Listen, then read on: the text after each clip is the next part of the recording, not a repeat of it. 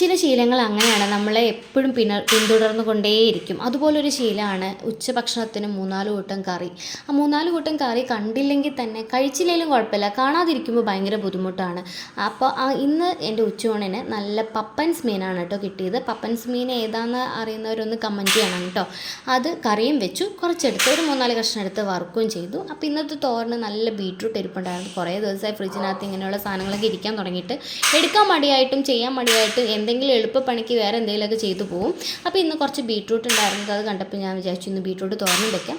ചീര ഒരാഴ്ചയായി വാങ്ങിയിട്ട് ഫ്രിഡ്ജിനകത്ത് കെട്ടി വെച്ചതുകൊണ്ട് കേട് വന്നിട്ടില്ലായിരുന്നു. അതും എടുത്ത് ഞാൻ കുറച്ച് തോരനും ഉണ്ടാക്കി.